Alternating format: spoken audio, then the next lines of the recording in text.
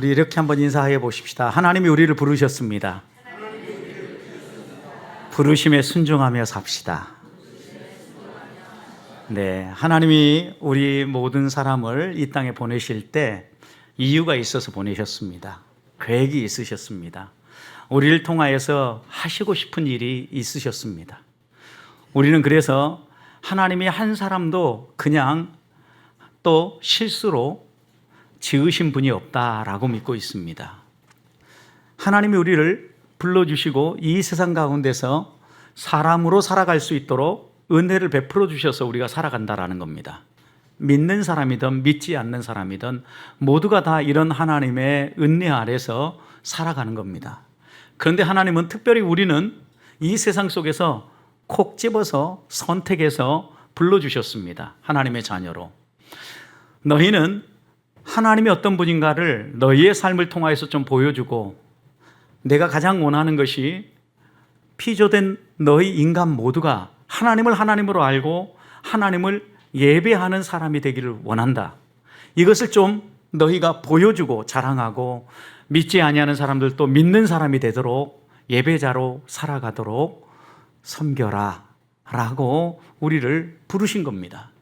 그러니 우리는 이 하나님의 부르심에 순종하면서 오늘 이 예배 자리에 있고, 또 우리 주변에 아직도 하나님을 알지 못하는 사람들이 함께 예배하는 사람이 되도록 계속해서 복음을 들려주고 또 초대하고 하나님 사랑을 나누며 살고 있는 겁니다.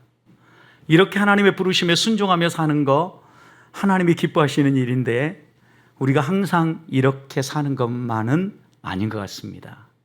때로 하나님의 부르심이 분명한데도 여러 가지 이유 때문에 주저할 때가 있고, 하나님의 자녀답게 뭔가 구별되고 빛도 되고 소금도 돼야 되는데 세상 속에서 구별되지 않게 우리 생각과 우리 방법대로 살아갈 때가 있습니다. 그러면 세상 사람들은 우리를 보면서 하나님을 보지 못합니다. 그리고 손가락질을 합니다. 예수 믿는 사람들 입만 살아서 교회 열심히 다닌다고 하는데 자기들밖에 모르는 이기주의자들이라고, 사랑하는 사람이 아니라고 이렇게 이야기를 합니다. 뭔가 문제가 생긴 거죠. 요즘 날씨를 보니까 여러분 어떻습니까? 4월에 반팔을 입는 계절입니다. 반팔 언제 꺼내 입으십니까? 빨라도 한 6월 정도 돼야 되지 않겠습니까? 그런데 지금 6월이 아니라 4월부터 반팔을 꺼내서 입고 있습니다. 우리 날씨가 이상해졌다라는 겁니다. 이상기온이라고 이야기를 하죠. 지난 4월 19일 종로 보신각 앞에 13살 어린이부터 시작해서 64세의 주부까지 다양한 사람들이 모였습니다. 그리고 그들은 이렇게 피켓을 들었습니다. 4.19 기후 파업. 이들은 학생도 있고 직장인도 있고 다양한 부류의 사람들이었습니다. 그런데 평일입니다. 학교를 내려놓았습니다. 잠시. 그리고 직장 일터를 잠시 내려놓았습니다. 그리고 그들은 지금처럼 우리가 살면 안 되겠다라고 선포하면서 피켓을 들었습니다. 온실가스 감축 대응에 대한 정부의 책임을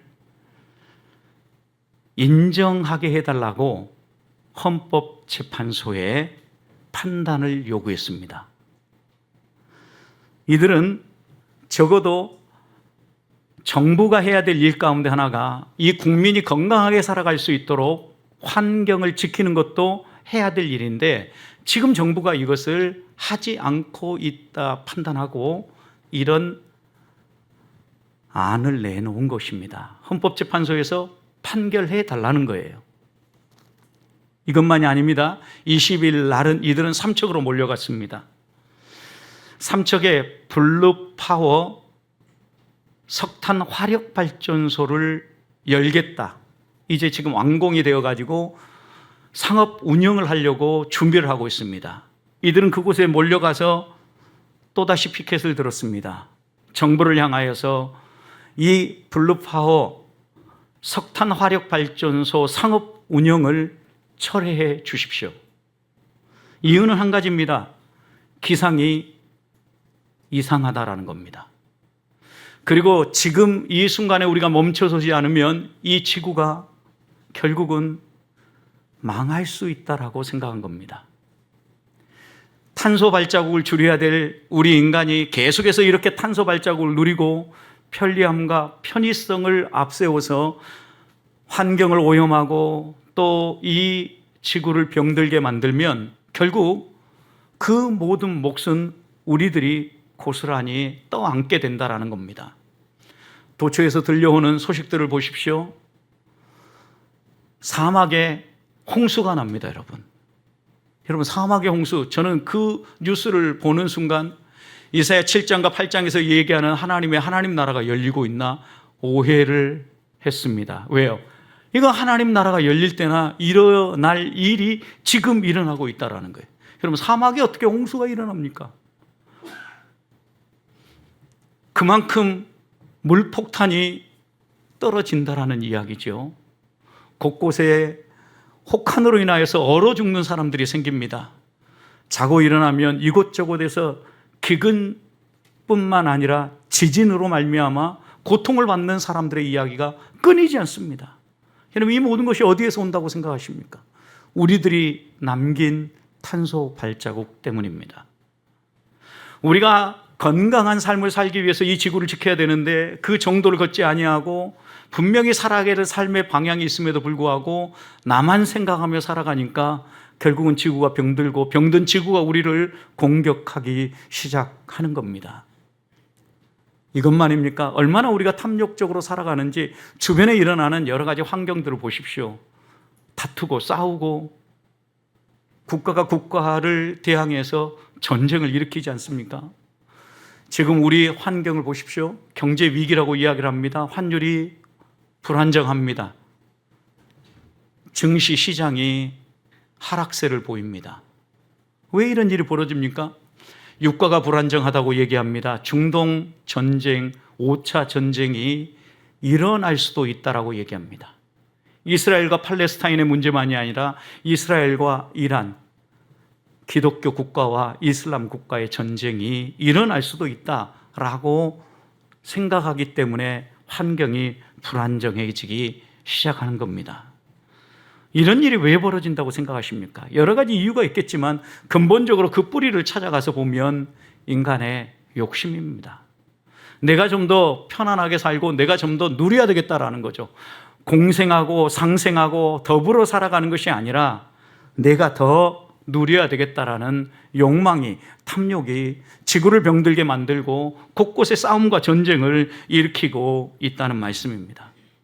성도라면, 그리스도인이라면 어떻게 살아야 합니까? 하나님이 나를 무엇 때문에 이 세상에 보내셨고 나를 무엇을 위하여 부르셨습니까? 부르심에 합당하게 산다는 의미가 무엇입니까? 많은 사람들이 예수 믿으면 잘 될 것이다, 예수 믿으면 복 받는다라는 막연한 꿈을 꾸면서 신앙생활을 합니다. 여러분, 여러분이 진정으로 원하는 복과 여러분이 원하는 성도의 행복이 무엇입니까?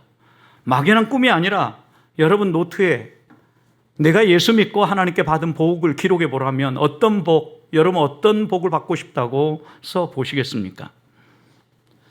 많은 사람들이 예수님을 개인의 구주로 영접하고 예수 그리스도의 십자가의 죽음의 의미를 깨닫고 거듭났다라고 얘기합니다. 여러분, 거듭나면 이 세상이 완전히 변화될 것처럼 생각을 합니다. 여러분, 그런데 여러분 실제로 거듭나서 하나님의 자녀가 되어서 하나님이 내 삶의 주인입니다 고백하면서 눈물 콧물 흘리고 하나님 헌신을 다짐하면서 딱 예배당을 나서서 세상으로 향했더니 주변에 어떤 변화가 일어났습니까? 갑자기 안 좋았던 경제 지수가 확 좋아졌습니까? 여러분, 은행 잔고가 확 늘어났습니까? 이런 변화들이 갑자기 일어나지 않습니다, 여러분. 아니, 우리가 예수 그리스도를 바로 믿고 의지하고 따라간다고 해서 주변 환경이 한순간에 바뀌지 않는다는 이야기입니다. 뭘 바꿔놓습니까, 하나님은?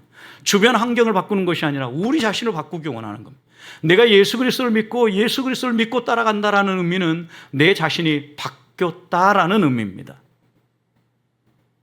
보는 관점이 달라지고 생각하는 생각의 기준이 달라지는 것입니다. 사람들이 생각하는 방식대로 생각하는 것이 아니라 성경이 가르치고 하나님이 살라고 하신 말씀의 원리를 따라 생각하고 행동하기 시작하는 겁니다. 결국 내가 변하는 겁니다. 내가 변하지 않으면서 주변만 바뀌기 원하는 것은 어리석은 생각입니다. 하나님은 우리를 불러서 우리를 바꾸기를 원하십니다. 내가 깨달아서 내가 바뀜으로 주변도 바뀌고 환경도 바뀌기를 원하는 겁니다. 여러분, 이 지구의 환경도 보십시오. 내가 하나님의 말씀을 받고 하나님 앞에서 내가 어떻게 살아야 될 것인가 다짐이 되어지고 생각과 사고의 틀이 바뀌기 시작하면 환경을 훼손하고 오염시키는 탄소 발자국을 줄이기 위해서 어떻게 해서든 노력할 겁니다. 여러분, 내가 변했습니다. 그런데 이것이 모아지고 그리스도인들이 변하니까 결국 어떤 일이 벌어집니까? 지구가 되살아나는 변화가 일어날 거라는 거예요. 하나님은 이렇게 우리 안에 변화를 이루기 원하시는 겁니다. 그리스도인은 어떤 환경에든 적응하며 살아갈 수 있도록 은혜를 덧입고 사는 사람입니다. 바울은 그래서 이렇게 고백을 했습니다. 나는 풍성한 삶에도 처할 줄 알고 아무것도 없고 바닥에 떨어지는 비천한 삶에도 처할 줄 안다. 내가 이 모든 일체의 비결을 배웠다. 그래서 나는 나에게 능력 주시는 하나님의 은혜 안에서 모든 것을 할 수 있다. 사랑하는 성도 여러분, 그리스도인의 삶에 변화되어야 될 것이 무엇입니까? 하나님이 베푸시는 은혜를 따라서 모든 환경에 적응하고 내가 변해서 내가 살아가는 환경도 바꿔가는 이런 삶이 아니겠습니까? 그래서 먼저 하나님이 우리에게 베풀어 주신 은혜에 감사하면서 자족하는 마음이 살아나야 하는 겁니다. 바울이 이렇게 고백할 수 있었던 이유가 무엇입니까? 하나님이 나를 책임지고 하나님이 내 주인이고 하나님이 나를 끝까지 책임지실 거라는 믿음이 있었기 때문입니다. 아무리 주변에 어떤 사람이 공격해도 심지어는 내 생명을 위협하는 존재가 있다 할지라도 하나님이 나를 책임지고 나를 주관한다는 걸 믿었기 때문에 이렇게 고백한 것입니다. 하나님은 이스라엘 백성을 구원하기 위해서 모세를 세워서 모세를 지도자로 쓰기를 원하셨습니다. 여러분, 그런데 모세는 끝까지 못 간다고 했죠. 그런데 하나님께서 모세를 설득하고 또 설득해서 결국은 이 애굽에 이스라엘 백성을 구원할 구원자로 보내시는 이유가 무엇입니까?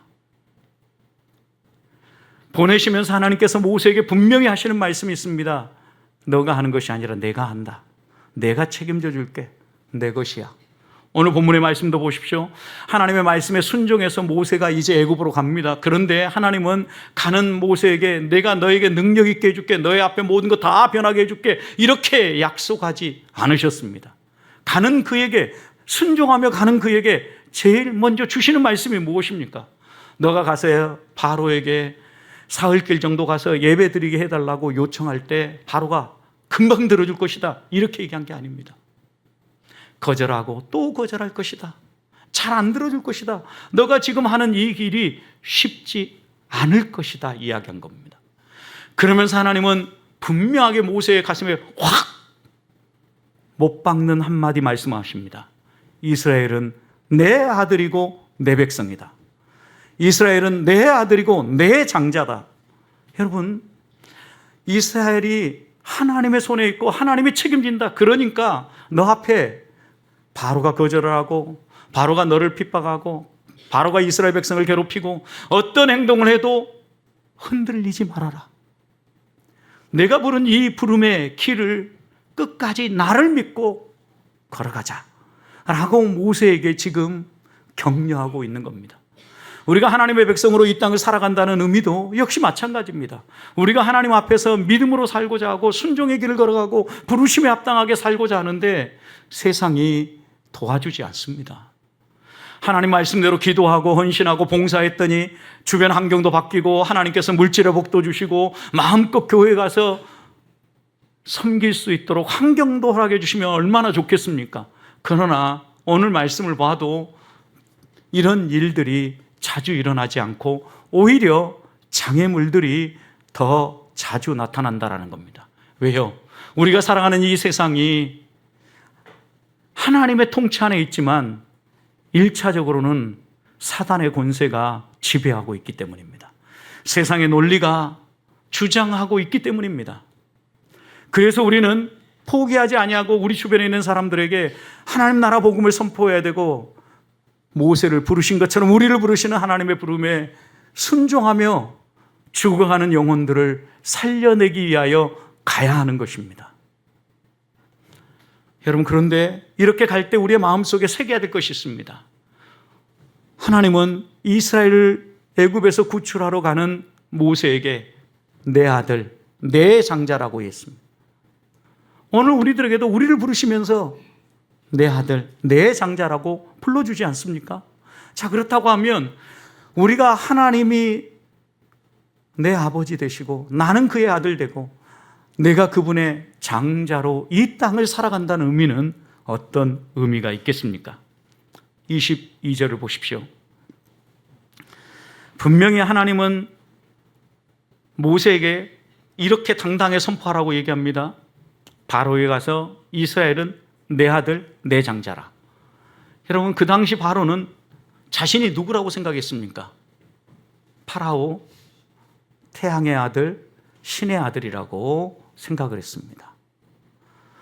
적어도 그들이 믿는 신의 아들이라고, 신자라고, 천자라고, 하늘의 아들이라고 믿고 있던 그들을 향하여서 하나님 가서 이렇게 얘기하라는 겁니다. 이스라엘 백성도 이스라엘 백성이 믿는 하나님 여호와가 계신데 이스라엘 백성은 그 하나님의 아들이고 장자입니다. 그러니 가서 아버지를 예배하게 보내주십시오 라고 말하라는 거죠. 여러분, 여기에서 내 아들, 내 장자라는 의미는 무엇입니까? 하나님과 이스라엘 백성의 무엇을 설명하는 거예요? 관계를 설명하는 거예요. 하나님과 이스라엘 백성이 아버지의 아들 관계고 그 아들 가운데에서도 첫 아들이라는 거예요. 여러분, 하나님과 이스라엘 백성이 아버지 아들 관계로 관계가 설정된다는 것은 매우 중요한 의미가 있습니다. 왜냐하면 그 당시 이스라엘 백성들의 삶 가운데에서는요, 아버지가 가정의 모든 것을 책임지는 사회였습니다. 예를 들어서 아버지가 없는 가정을 생각해 보십시오. 고아라고 얘기하죠. 아버지가 없는 경우. 또 남편이 없는 아내의 경우는 뭐라고 얘기합니까? 과부라고 얘기합니다.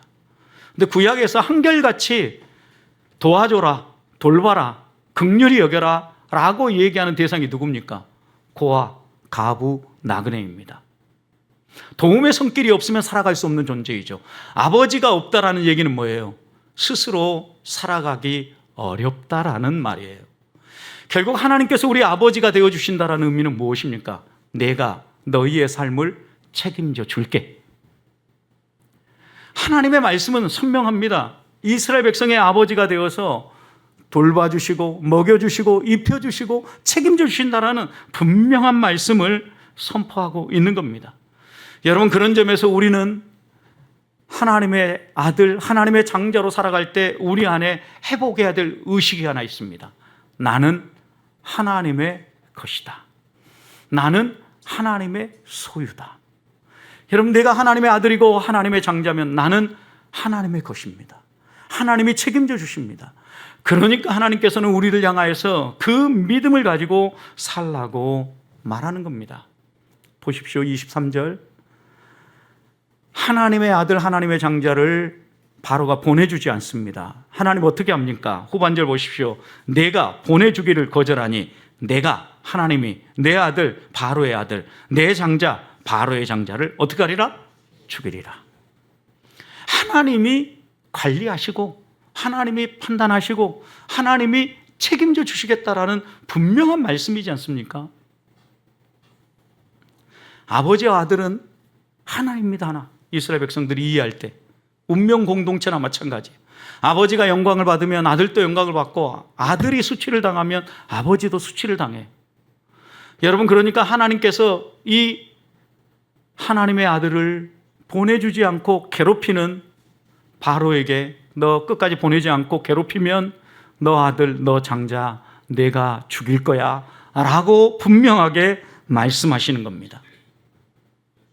또 하나는 장자는 상속권을 가진 사람입니다. 여러분, 상속권 하면 우리는 재산의 상속만을 이야기하는데 믿음의 공동체 안에서 또 성경에서 이 상속권이 이야기되어질 때 또 하나의 의미는 영적인 신앙의 상속권을 이야기하는 것입니다. 하나님은 이스라엘 백성을 신앙의 상속자 가운데도 장자로 세우셨다라는 거예요. 이러면 이 말씀은 하나님이 우리에게 주시는 은혜와 복이 있지 않습니까? 이 땅을 살아가면서 믿음으로 살아갈 때 여러 가지 복이 있어요. 그런데 이 복을 누릴 뿐만 아니라 이 복을 전하는데 장자로서 그 역할을 감당하게 해 주시겠다는 말씀입니다. 하나님 백성의 공동체의 대표가 누굽니까? 이스라엘이 될 거라는 거예요. 이스라엘 장자로 세웠으니까 하나님 백성의 공동체의 장자, 대표자가 이스라엘이 되어지고 또 지도자로서의 권리도 이스라엘이 갖도록 하나님께서 이스라엘을 내 아들, 내 장자로 부르신다라는 말씀입니다. 하나님은 믿음의 사람들을 부를 때마다 항상 이 은혜를 약속하셨습니다. 믿음의 조상 아브라함을 부를 때 하나님이 세 가지 약속해 주셨죠. 많은 후손을 약속했어요. 얼마나 많냐면 하늘의 별과 바다의 모래알처럼 많게 해주시겠다 약속해 주셨어요. 자손의 복이에요. 그리고 너가 보는 땅 좌우로 다 걸어봐라. 걷는 땅 내가 다 줄게. 기름진 땅, 우리에게 필요한 기업 하나님이 주시겠다 약속한 거예요.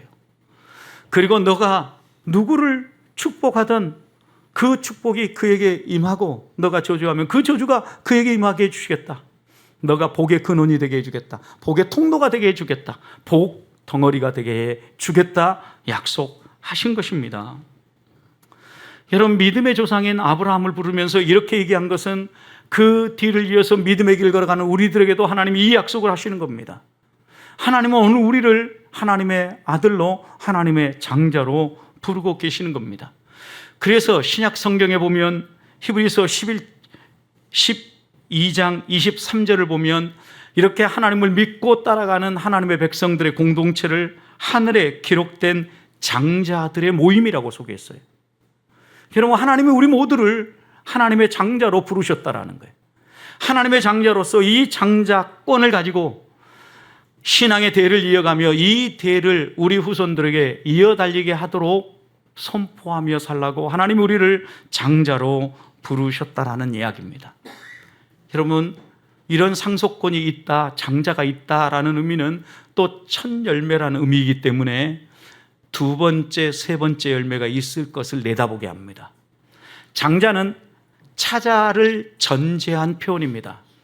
만약 차자를 전제하지 않았다고 하면 뭐라고 표현해야 됩니까? 독자라고 표현해야 됩니다. 여러분, 그러나 장자라고 부르신 이후에는 차자를 전제한 겁니다. 하나님은 이 장자의 복, 신앙의 상속권, 대표권이 우리를 통하여서 차자, 다음 세대들에게 계속해서 선포되어지고 나눠지기를 원하신다는 말씀입니다. 그래서 하나님은 우리를 부르시면서 너희는 내 소유다. 너희는 내 제사장이다. 너희는 거룩한 백성으로서 이 땅 가운데서 하나님을 소개할 사람이다. 하나님의 장자로서 하나님을 소개할 하나님의 대표, 하나님의 공동체의 대표자로서 우리가 하나님이 어떤 분인가를 소개하고 그 하나님을 증거하며 살라고 우리를 부르셨다라는 거예요. 성도 여러분, 우리는 하나님의 아들이며 하나님의 장자입니다. 하나님의 소유입니다. 하나님이 책임지십니다.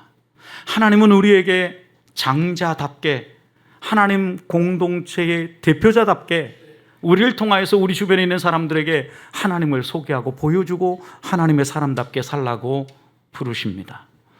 이 부르심에 응답하며 한 주간 동안 하나님을 신뢰하며 장자답게, 하나님의 아들답게 사시기를 축복합니다. 두 번째, 우리가 하나님의 아들 되었다, 장자 되었다라는 것은 하나님을 예배하며 산다라는 의미예요. 23절을 보십시오. 내가 내게 이르기를 내 아들을 보내주어 그 다음 뭐 하라 하겠습니까? 나를 섬기게 하라. 여러분, 하나님의 아들은 뭐 하는 사람입니까? 하나님을 섬기는 사람이에요. 여기 섬긴다라는 이 표현은요, 여러분 아바드라는 단어인데 이 단어는 섬긴다라는 의미도 있지만 이 단어 속에는 예배한다라는 의미도 들어있어요. 그래서 예배를 표현할 때 독일어 표현에서는 여러분 우리가 아르바이트 한다 그러죠. 이 아르바이트라는 단어와 어근을 같이 물고 있는 단어가 예배를 표현하는 단어예요.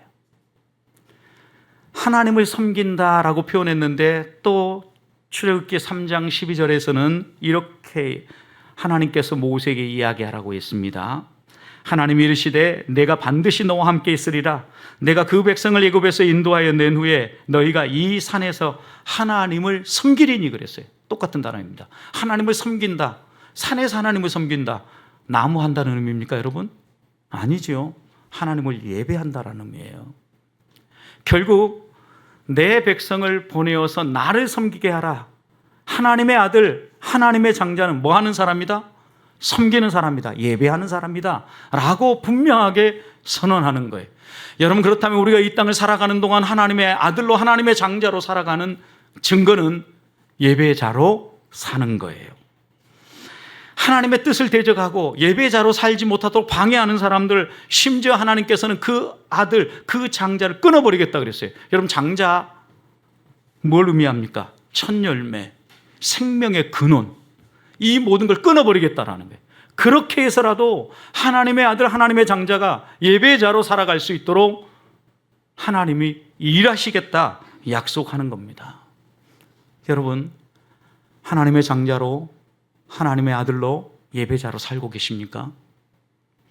많은 사람들이 주일 한 번 와서 예배하는 거로 예배자로 살고 있다라고 생각을 합니다. 여러분, 그런데 하나님을 예배하는 이 삶은요, 예배당에서만이 아니라 우리의 일상에서도 예배자의 삶이 드러나야 합니다. 또 다르게 표현하면 하나님을 예배하는 삶은 순종하는 삶으로 드러난다라는 얘기예요. 하나님은 우리에게 일상의 예배에 대해서 소개하면서 바울을 통하여서 로마서 12장 1절 2절 말씀에서 우리의 생각과 마음과 뜻과 모든 것들을 집중해서 하나님이 가장 기뻐하시는 뜻이 무엇인가를 분별하고 우리의 생활 가운데 하나님의 뜻을 이루는 삶을 살라는 거예요. 일하는 이유가 어디에 있습니까? 먹고 살기 위해서가 아닙니다. 하나님의 뜻을 이루고 우리가 그 일터에서 일함으로 하나님의 생명의 복음을 선포하기 위해서 일하는 거예요, 여러분. 일의 이유와 목적이 달라지는 거예요. 그래야 우리가 일터에서 일하는 것 하나하나가 문서를 작성하고 무언가를 고치고 또 땀을 흘려 수고하는 이 모든 것들이 예배가 되는 것입니다. 하나님은 우리가 하나님의 말씀에 순종하여 부르신 부름에 순종하면서 이 예배자의 삶을 살라고 하는 것입니다. 성도 여러분, 주일 하나님이 주시는 말씀을 품고 여러분의 일터에서, 여러분의 가정에서 그 말씀을 실천하며 예배자로 살고 계십니까? 하나님은 예배자로 이 이스라엘 백성을 구원할 모세에게, 애굽을 가고 있는 이 모세에게 그 손에 하나님의 지팡이를 쥐어 주셨습니다. 그리고 21절에서 이렇게 얘기합니다. 내가 내 손에 준 이적을 다 행해라. 한 가지만 해라, 두 가지만 해라, 너가 할 수 있는 것만 해라, 이렇게 하지 아니하시고 하나님은 분명히 모세의 손에 지팡이를 쥐어주셨어요. 그러면서 하나님 뭐라고 얘기하십니까? 내 손에 준 이적이라고 그랬어요. 지금 지팡이를 주셨는데 이적을 주셨다라고 얘기했어요. 나무 덩어리, 무생물, 아무것도 할 수 없는 나무, 양을 치고 길 가는데 보조 도구가 될 그 지팡이가 하나님의 이적이 되는 일은요, 하나님이 명령하신 것을 다 행할 때 그 지팡이가 기적의 지팡이가 되어지고 하나님의 손길을 증거하는 지팡이가 되어지는 거죠. 여러분, 오늘 우리에게도 하나님이 말씀하시는 것은 너희가 하나님의 말씀을 붙잡고 부르심을 따라 사명을 완수하기 위해서 세상으로 나아갈 때 할 수 있는 것만 해라. 내가 너희 손에 쥐어준 것 가운데 너희가 하기에 이건 옳겠다, 이건 할 만하다, 그것만 해라, 이렇게 이야기하는 게 아니에요. 어떻게 하라고요? 다 하라는 거예요. 하나님 우리에게 말씀하시는 거 빼먹지 말고 다 하라는 거예요. 순종은 내가 할 수 있는 것만 하고 하기 어려운 것은 하지 않는 것을 순종이라고 하지 않아요. 불순종이에요. 이거는 유사순종이에요. 하나님 앞에서 온전히 다 하는 것, 그것이 진짜 순종입니다. 때로 내 힘에 붙여서 할 수 없다라고 생각하는 것도 나는 하나님의 것입니다. 하나님이 내 아버지시고 나는 그분의 장자입니다. 라는 이 믿음을 가지고 나아가는 거예요. 사랑하는 성도 여러분, 하나님의 아들, 하나님의 장자로 살아가십니까? 예배자로 살고 있습니까? 여러분, 하나님을 예배하는 사람답게 여러분이 살아가는 삶의 자리에서 하나님의 말씀에 순종하며 살고 계십니까? 그 순종이 여러분이 세상 사람들과 구별짓는 거룩함으로, 구별됨으로 나타나고 있습니까? 그것이 빛이 되는 길이고 소금으로 살아가는 길입니다. 하나님을 열정적으로 예배하며 순종하는 삶을 삶으로 하나님을 기쁘시게 하고 하나님을 영화롭게 하는 주의 자녀들이 되시기를 주님의 이름으로 축복합니다. 세 번째, 아들로 산다, 장자로 산다라는 것은요, 하나님 자녀의 증표를 가지고 산다는 의미입니다. 24절부터 26절을 보십시오. 모세가 순종하여서 갑니다. 가는 길이 하룻길이 아니었던 것 같습니다. 잠을 자야 돼서 도중 길에서 숙소를 만나 잠시 머물렀습니다. 아마도 잠자리에 들려고 했을지 어떤 상황이었는지 예측은 되지 않습니다. 그러나 분명한 것은 숙소에 있을 때였어요. 그것이 어떤 상황이었는지 숙소에 있을 때 하나님께서 모세를 죽이고자 하신 겁니다. 깜짝 놀랐겠죠. 그런데 26절 보십시오. 어떤 일이 벌어집니까? 갑자기 죽이려고 하시는 하나님께서 놓아주셨어요. 뜻을 바꾸셨어요. 25절 어떤 일이 벌어집니까? 십보라가 잽싸게 돌칼을 가져다가 아들 게르솜의 양피를 베고 할례를 행한 겁니다. 그리고 이렇게 얘기합니다. 당신은 참으로 나에게 피남편입니다. 당신은 정말 하나님이 나에게 언약으로 맺어준 나의 남편입니다. 이런 고백인 거예요. 여러분 생각해 봅시다. 남편이 아파서 꼴딱 넘어가게 생겼습니다. 우리 아내 되신 분들 그럼 어떻게 하겠습니까? 제일 먼저 할 일, 빨리 119 전화하겠죠. 어떻게 해서는 빨리 이거 꼴딱 넘어가게 생겼으니까 빨리 살려야 되겠다 생각하지 않겠습니까? 여러분 지금 십보라도 꼴딱 넘어가게 생겼어요. 그 당시에 119가 없었으면 어떻게 해야 됩니까? 머무는 여관이든 여인숙에 도움을 요청하고 지금 사람 죽으려고 하니까 뭔가 좀 도와달라고 얘기해야 되잖아요. 그런데 십보라는 그렇게 행동하지 않았어요. 잽싸게 돌칼 갖다가 아들의 할례부터 행했어요. 이 얘기는 이 모세의 어려움이 무엇 때문에 왔는지 십보라가 알았다 몰랐다? 알았다. 여러분 그럼 이렇게 전제할 수 있어요. 모세는 어린 시절부터 어머니의 양육 속에서 하나님의 아들로 또 하나님이 너를 살려주었고 하나님이 너를 지켜주셨다라는 분명한 신앙교육을 받으면서 자랐겠죠. 모세 난지 8일 만에 할례 받았겠죠. 여러분 여러 가지 것들을 볼 때 모세는 하나님의 사람으로 자기 정체성을 가지고 있었을 겁니다. 미디안에서 도망와서 십보라를 만나 결혼을 했습니다. 첫 아들을 낳습니다. 모세가 할례를 행하고 싶었을까요? 안 하고 싶었을까요? 두말할 나위 없죠. 언약의 자손인데 무조건 할례를 행해야 되겠다라고 생각했겠죠. 자, 할례를 행하려고 하니까 누구를 설득해야 됩니까? 십보라 아내를 설득해야 되는 거예요. 아내한테 이야기하는 거죠. 내가 이런 사람이고 이래서 우리는 그 언약의 증표로 반드시 할례를 한다. 아들 게르솜에게도 할례를 행해야 되겠다. 십보라가 기겁을 하면서 뭔 소리냐고 이 핏덩어리에게 나는 아이에게 피 볼 수 없다고 절대 반대라고. 여러분 그런데 지금 모세의 형편이 어떻습니까? 무엇이 옳은지는 알았지만 강행할 수 있는 힘이 없었어요. 처가살이를 하고 있었습니다. 죽을 사람 장인이 살려줬습니다. 거기에 아내가 보금자리까지 만들어 주셨습니다. 여러분, 그러니 아내의 말에 동의를 한 겁니다. 여러분, 십보라가 불순종했는데 누구까지 불순종합니까? 모세까지 불순종합니다. 십보라 보십시오. 분명히 모세가 하나님의 말씀에 순종했고 그가 믿는 신의 뜻을 받들어 부르심을 향해 가는데 갑자기 죽으려고 한다? 신이 그를 죽이려고 하는구나 라고 즉각적으로 깨달은 거예요. 걸리는 거 하나밖에 없거든요. 할례 행하는 거. 그러니까 잽싸게 할례를 행했고 그 일로 말미암아 하나님께서 모세를 놓아주신 거죠.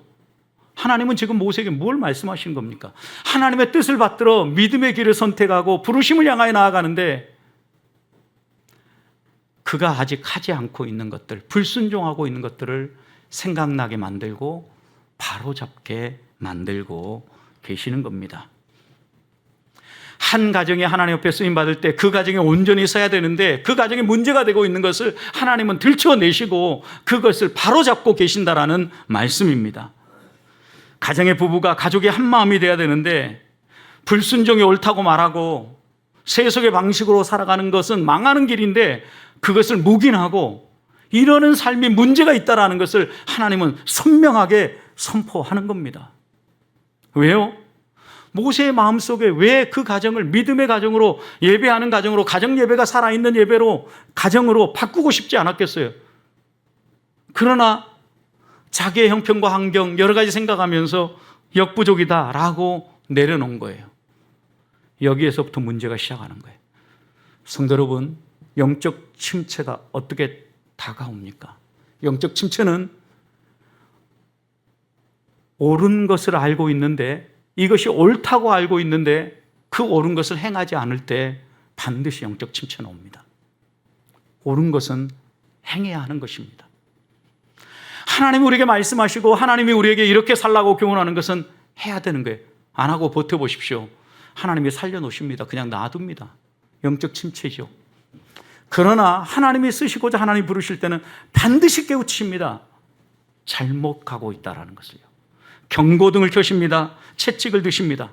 할례는 하나님의 백성됨의 표시입니다. 단순히 인간의 외모에 그냥 칼을 대는 게 아닙니다. 하나님의 백성이라고 하면 구별된 표가 있어야 됩니다. 때로는 형식도 필요합니다. 외형도 필요합니다. 여러분 생각해 보십시오. 우리가 하나님을 믿고 내가 하나님을 아버지로 모시고 내 삶을 드렸어요. 내 안에 어떤 변화가 일어납니까? 내 겉이 그 하나님을 의지하는 모습으로 바뀌어가지 않습니까? 내면의 변화는요, 반드시 외적인 경건으로 드러나게 되어 있다는 말씀입니다. 그런 점에서 우리가 하나님 앞에서 믿음으로 산다는 의미가 무엇인가를 다시 한번 돌아보고 하나님의 아들, 하나님의 장자라면 반드시 아들됨의 표가 있어야 됩니다. 여러분에게는 그 아들됨의 표가 있으십니까? 하나님의 말씀을 따라 여러분들이 예배자로 또 하나님 말씀에 순종하면서 사소해 보인다 할지라도 하나님의 명령이라면 귀히 여기고 지키고자 헌신하고 계십니까? 저는 우리 보배교회 성도들이 하나님의 말씀을 따라 걸어감으로 하나님 자녀됨의 표를 회복하기를 소망합니다. 하나님의 자녀는 하나님의 말씀을 귀히 여기고 그 말씀에 순종하면서 우리 안에 하나님의 성품을 드러내며 살아가는 사람입니다. 한 주간 하나님, 내가 이렇게 살고 싶습니다 고백하고 하나님 앞에서 다시 한 번 더 내가 하나님의 소유입니다. 하나님 손에 맡겨드립니다. 예배자로 살게 해주십시오. 순종하며 살게 해주십시오.